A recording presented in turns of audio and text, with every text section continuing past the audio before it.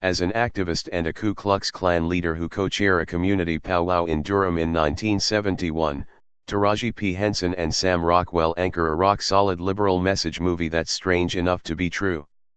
In a world where a movie like Green Book can be raked over the coals for the alleged crime of being a quaintly retrograde, patronizing to the point of seeming racist film, for the record, I thought it was none of that.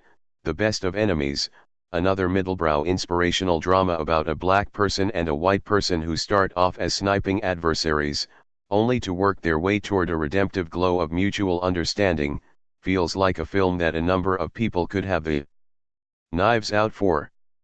And maybe they will. It's based on a true story, but when you hear the premise, the movie almost sounds like it could be a Saturday Night Live parody of an Odd Couple drama of racial healing. Set in Durham, North Carolina, in 1971, The Best of Enemies centers around a 2-week-long meeting/discussion/powwow of ordinary citizens on the subject of school integration that brought together members of the black and white communities and, most dramatically, its two co-chairmen, Ann Atwater, Taraji P. Henson, a local firebrand of a civil rights activist, and Claiborne Paul C. P. Ellis, Sam Rockwell, the head of the Durham chapter of the Ku Klux Klan. You watch The Best of Enemies and think, is this really going to be the story of an avowed white supremacist, the sort of man who leads cross burnings and gun blasting raids, who in a little over 2 hours of screen time sees his evil ideas fade and his icy heart melt to humanity? Well, yes, it is. And pigs can fly, and Donald Trump intended his tax cut to help the middle class. You can feel just how much this film is going to be hated in some quarters, and what those critics will say, that in 2019, the last thing America needs is a message movie about a Klansman who turns into a liberal teddy bear. To me, though, what's even more eyebrow-raising is that the film makes the transformation convincing. While hardly a white savior movie, The Best of Enemies is yet another drama in which the cause of racial justice becomes a way for a white person to grow. In its very form, the film turns the primal sin of American racism into a symmetrical black/white problem.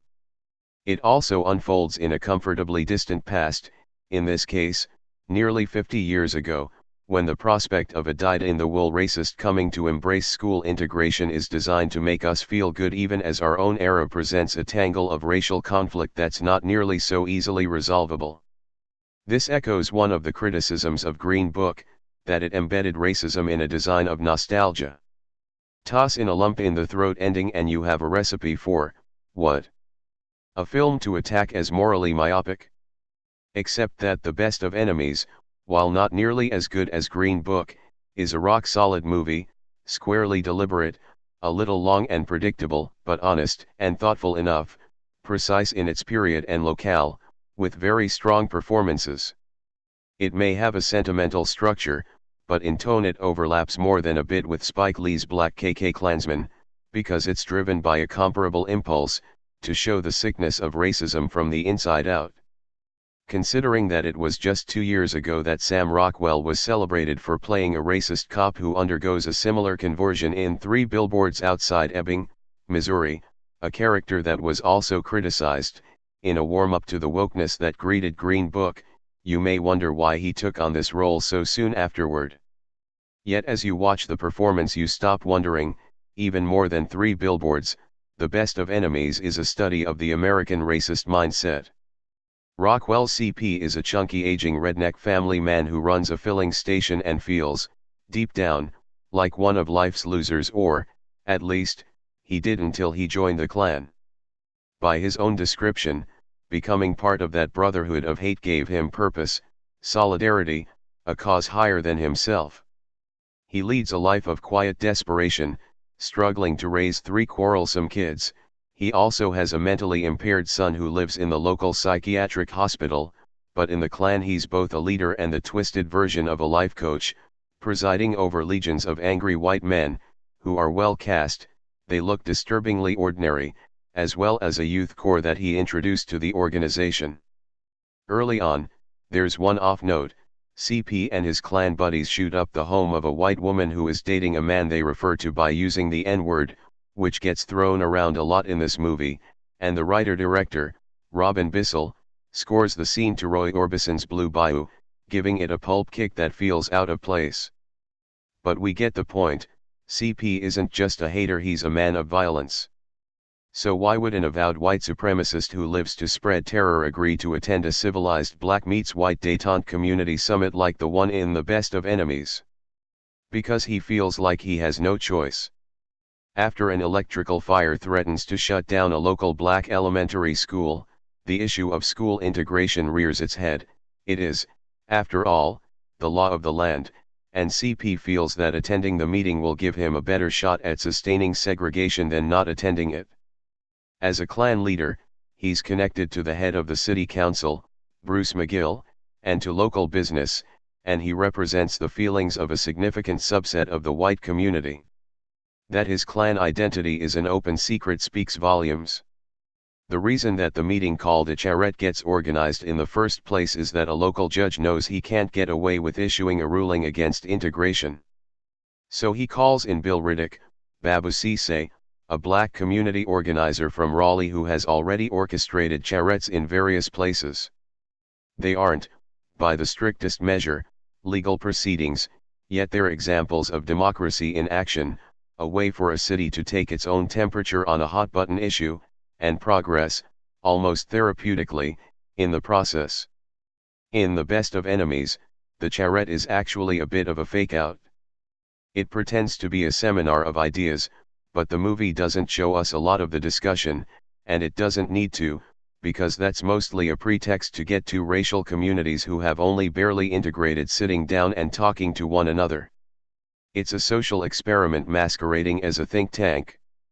Ann and CP have been squabbling for years, and it's not hard to see why.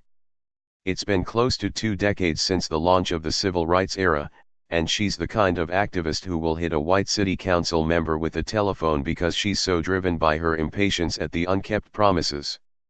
Taraji P. Henson, in a sagging bosom and shaggy afro, changes her whole aspect. She makes Ann a scowling everyday warrior driven by a fury that's never far from depression. She doesn't give speeches, she lashes out. Yet her rage at the treatment of her people is so great that the words, without trying to, attain a scabrous, torn and bleeding eloquence. This is what true activism looks like, or once did. It's a cry from the broken heart, and needs no journey of enlightenment. But C.P. does, and Bissell, adapting portions of a non-fiction book by Osha Gray Davidson, charts C.P.'s psychological journey like a workaday Stations of the Cross. It helps that Ann and CP spend just about the entire film keeping up the dislike. There's no false warming. When they're seated at the same lunch table, they can barely hold a conversation. But she pulls strings to get his son a private room at the hospital, mostly as a manipulative gift, and what starts to turn C.P.'s mind is his observation of the tactics used to intimidate the Charrette Committee of 12 judges, who will vote, by a 2/3 majority, whether to recommend school integration to the city council. One of them, the local hardware store owner, John Gallagher Jr., is a Vietnam veteran, so is the black manager of his store. That strikes a sacred chord with CP, and it forces him to ask, if these men defended my country, who am I defending? Watching The Best of Enemies, there's a part of us that wants to put on the moral brakes, because we think, is the film's point that the head of the Klan is really a good guy?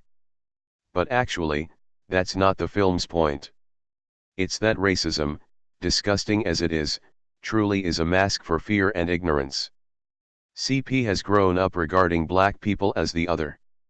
As he spends more and more time in a room, talking with them on equal footing, his ignorance starts to fall away, despite his best efforts to hold it in place. And he can't escape seeing that his own Klan cronies are hypocrites.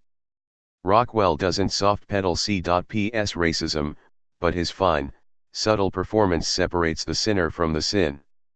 By the end, the film moves us with an elemental message. A Klansman purging himself of hate may seem unlikely, though in this case, it really happened, but some collective version of that is what this country now needs to go through. Either we destroy the hate or it destroys us.